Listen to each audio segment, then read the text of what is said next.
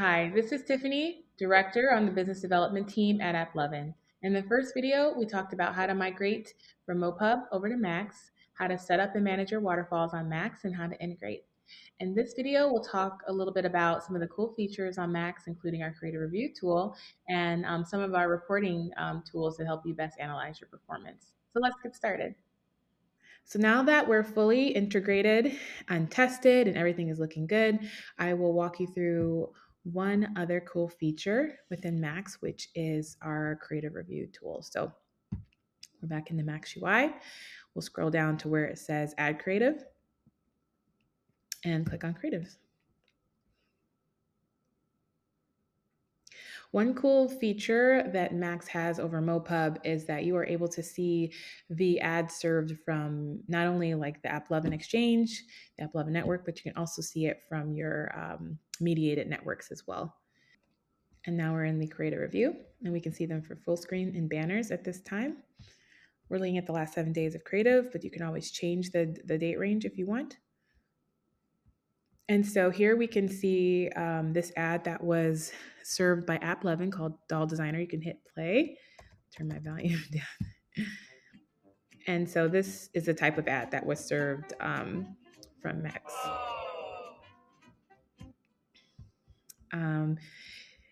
If you wanted to say that you do not like Doll Designer and you didn't want it to serve, or there was just any issues with it, you can click it and send and down here you'll see a full screen ad was selected. You'll hit the little paper airplane icon, and so then this report will be generated with all the details we need to Max, and you can just say that you don't want to see this ad. So you should send it to your account team, or if you don't have an account team, you can just send it to partner support at AppLovin.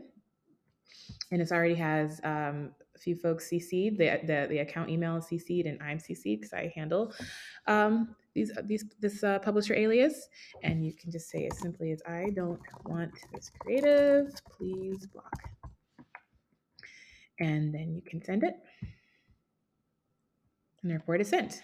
It's the same process if you want to flag a creative to any of your networks. So let's filter to AdMob and select them and hit apply. All the creatives update to what AdMob has served in the last 7 days.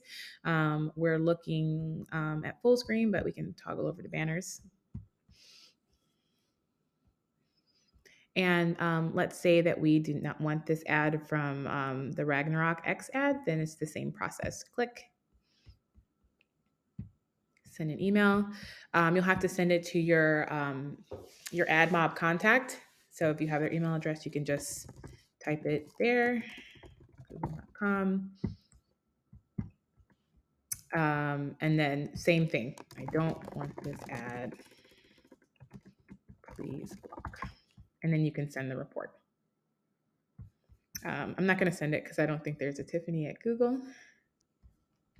Some other cool features within the ad review section is you can see risky content. So I'll show you how you can kind of like declare what you think is risky content, but just to kind of see what shows anything that you consider risky, competitive, just not what you want your user base to see.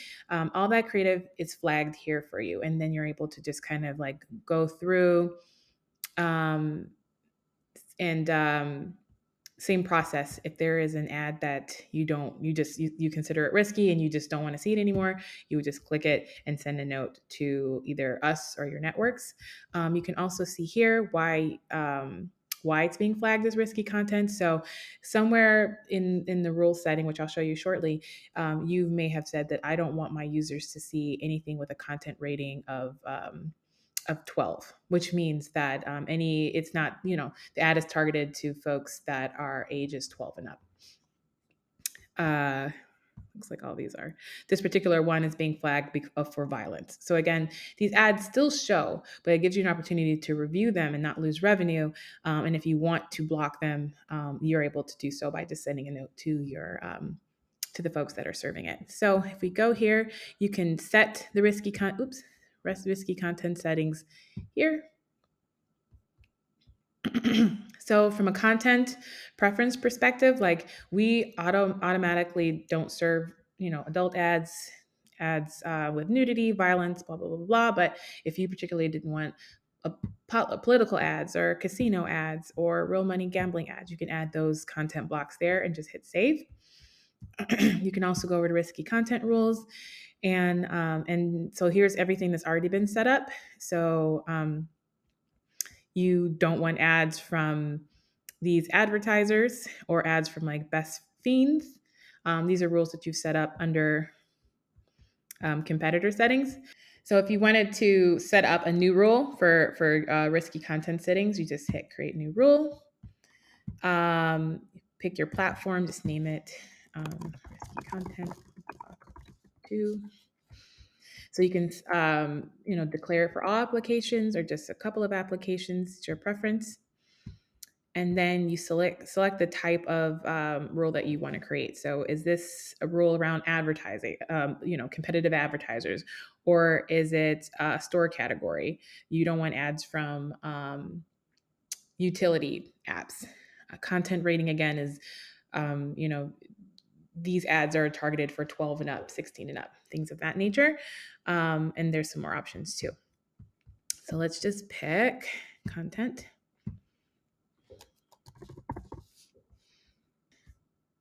Pick iOS ratings. So we'll go 4. Hit save. And now it's been added. So the last thing we're going to cover is reporting. So how are you able to, within the Max UI, see how your monetization is going, see how your waterfall setup is doing. So the 2 reports that are probably going to be the most helpful for you while you're starting out with Max is the performance reporting, which is a quick look at how your apps and your inventory are doing. So we see at a first glance, like estimated revenue, impressions, eCPM. We can change the dates or do a custom date if we want. And we can also filter this chart by what's most important. So for example, if we wanted to see anagrams, how that's doing. You also have the option to compare. So if you wanted to compare the last week with, or the current week with the last week, you can do that here. So the little dotted line is the compare set, so last week's data, and the colored line is the present data. If you want to save this report for later, you can do that. You just name it. You can also download this report. And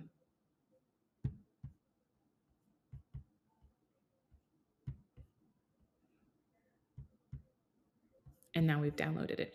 So again, this is very directional, high level, like just let me see how my apps are doing from a revenue standpoint. So what could be more helpful than the performance report is the advanced reporting, which you can get to here from performance to advanced. And there you can start to dig into the performance of your apps, your ad units, and your partners. So for example, if we wanted to pull a report for the last 7 days, and we wanted to see an specific application, we wanted to see the network and the network placement IDs associated with it. If we also wanted to see the ad format, like a specific ad format, we can do that. And we hit run report. And now we can see this data is populated below, right? So we have the application, the network placement.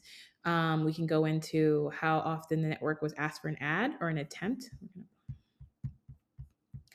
And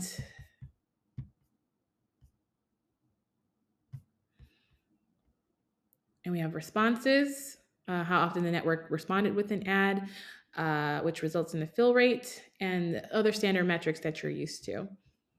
This is going to be really helpful, especially in the beginning, to just see like how things are performing for you. And then also, if you ever wanted to export this view, you can just hit the little Excel button. Or if you wanted to save, you can save this report to view later, or you can save a previously created, or you can look at a previously saved report from here. Outside of just this standard reporting, if you're using a BI tool and wanted to plug into one of our APIs to be able to pipe in data that way, we have several options. Ones that are probably going to be most valuable to you as you're getting started with Max is our ad revenue API. So again, like just high level stats on how everything is doing from a revenue perspective.